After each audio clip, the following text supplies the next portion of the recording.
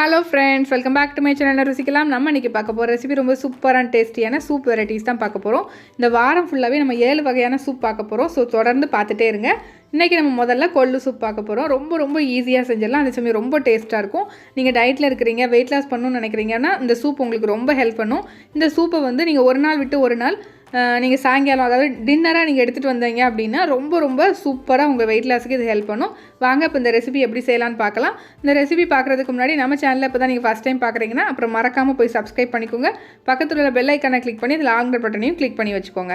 இப்போ இந்த ரெசிபி செய்ய தேவையான பொருட்கள்லாம் நம்ம பார்த்துடலாம். கொள்ளு ஹார்ஸ் கிராம் 2 கப், கார்லிக் அதாவது பூண்டு 10 பீஸ், இஞ்சி ஒரு சின்ன பீஸ் எடுத்து வச்சுக்கோங்க, சின்ன வெங்காயம் 15 பீஸ், அப்படி இல்லைனா பெரிய வெங்காயம் வந்து 1 எடுத்து வச்சுக்கோங்க, தக்காளி ஒரு தக்காளி இந்த மாதிரி பொடிசாக கட் பண்ணிக்கோங்க, பச்சை மிளகாய் 2 அல்லது 3, மஞ்சள் பொடி 1/4 டீஸ்பூன்,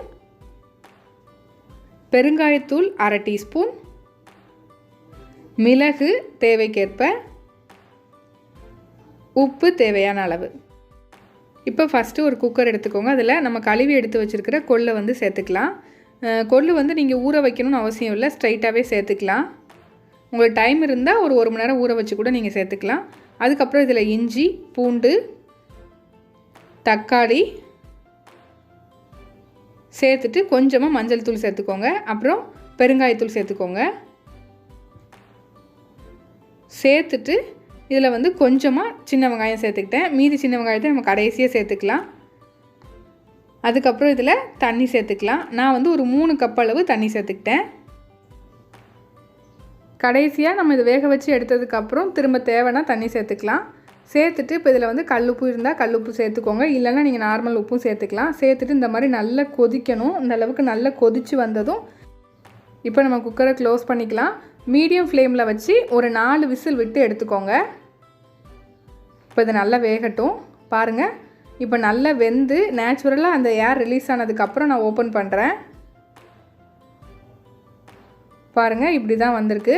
நல்லாவே வெந்து வந்துருச்சு. இப்போ நம்ம இதை வந்து இது எல்லாத்தையும் எடுத்து நம்ம மிக்சியில் லைட்டாக 1-2 அரைச்சிக்கணும். முதல்ல இதை நல்லா ஆற வச்சிடணும். முதல்ல பாருங்கள், இந்த அளவுக்கு வெந்தால் போதும். இப்போ வந்து நம்ம கொஞ்சம் ஆறுனதும் இந்த மாதிரி மிக்ஸி ஜாருக்கு சேர்த்துக்கலாம். தண்ணி வந்து தனியாக இது பண்ணிவிட்டு இதை மட்டும் சேர்த்துக்கோங்க. அந்த கொள்ளு தக்காளி இதெல்லாம் இருக்குல்ல, அதை மட்டும் சேர்த்துக்கோங்க.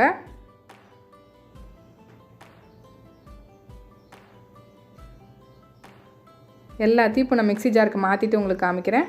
பாருங்கள், இப்போ இதை நல்லா ஆறிடுச்சு. இப்போ இதை நல்லா அரைச்சி எடுத்துகிட்டு வந்துடலாம். அரைக்கிறது பார்த்திங்கன்னா ரொம்ப மையாக அரைக்கணும்னு அவசியம் இல்லை. கொஞ்சம் 1-2 அரைச்சி எடுத்துக்கிட்டீங்க அப்படின்னா உங்களுக்கு வந்து சாப்பிடும்போது நல்லாயிருக்கும்.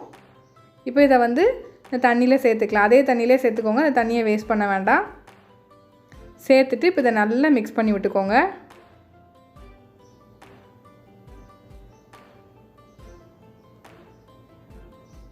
நீங்கள் குழந்தைங்களுக்கு கொடுக்குறதா இருந்தால் இதை நீங்கள் ஃபில்ட்ரு பண்ணி கூட கொடுக்கலாம். இப்போ தேவையான அளவு தண்ணி சேர்த்துட்டு நல்லா மிக்ஸ் பண்ணி விட்டுட்டு உப்பு பார்த்துக்கோங்க. உப்பு தேவைப்பட்டுச்சுன்னா இந்த ஸ்டேஜில் கொஞ்சமாக சேர்த்துக்கலாம். நீங்கள் இதே ஸ்டேஜில் அப்படியே ஸ்டாப் பண்ணிவிட்டு கொத்தமல்லியில் தூவி நீங்கள் சர்வ் பண்ணலாம், நல்லா கொதிக்க விட்டுட்டு. இல்லைனா இந்த மாதிரி கொஞ்சம் லைட்டாக தாளிப்பு கொடுத்து செஞ்சிங்கன்னா ரொம்ப டேஸ்ட்டாக இருக்கும். நான் வந்து கொஞ்சமாக தேங்காய் எண்ணெய் சேர்த்துருக்கேன். தேவைப்பட்டால் நீங்கள் வந்து பட்டர் சேர்த்துக்கலாம். சேர்த்துட்டு நமக்கு பொடியாக நறுக்கி வச்ச சின்ன வெங்காயத்தையும் 2 பச்சை மிளகாயும் சேர்த்து நல்லா வதக்கிக்கோங்க. கொஞ்சம் நல்லா வறுபட்டு வந்ததும் நான் மிக்ஸ் பண்ணி எடுத்து வச்சுருக்கிற இந்த கொள்ளு தண்ணியை வந்து சேர்த்துக்கலாம்.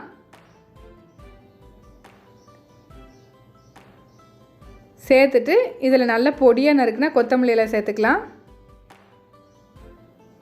இதை க்ளோஸ் பண்ணி ஒரு 5 நிமிஷம் நல்லா கொதிக்க விடுங்க. ஹை ஃப்ளேம்லேயே வச்சு கொதிக்க விட்டுக்கலாம். நம்ம ஆல்ரெடி நல்லா இதை வேக வச்சு எடுத்துருக்கிறனால இது ரொம்ப நேரம் வேக வைக்கணுங்கிற அவசியம் இல்லை. இந்த மாதிரி நல்ல ஒரு கொதி வந்தால் போதும். இதுக்கப்புறம் இதில் தேவையான அளவு மிளகுத்தூள் சேர்த்துக்கலாம். நான் மிளகு வந்து நல்லா க்ரஷ் பண்ணி சேர்த்துக்கிட்டேன். உங்களுக்கு வந்து பொடியாக சேர்க்குறதா இருந்தாலும் நீங்கள் சேர்த்துக்கலாம். அவ்வளோதான், நமக்கு சூப்பரான கொள்ளு சூப் ரெடி ஆகிட்டு. இந்த சூப்பை வந்து நீங்கள் ஒரு நாள் விட்டு ஒரு நாள் நைட்டு டின்னராக எடுத்துகிட்டு வந்தீங்கன்னா உங்களுக்கு கண்டிப்பாக வெயிட் லாஸ் ஆகும். இதே மாதிரி 7 விதமான சூப் ரெசிபிஸ் இந்த வாரம் ஃபுல்லாக நம்ம பார்க்க போகிறோம் நம்ம சேனலில். இதை ஒவ்வொரு நாளும் இந்த 7 விதமான சூப் ரெசிபிஸை இங்கே டின்னராக எடுத்துகிட்டு வந்தீங்கன்னா கண்டிப்பாக உங்களுக்கு வெயிட் லாஸ் ஆகும்.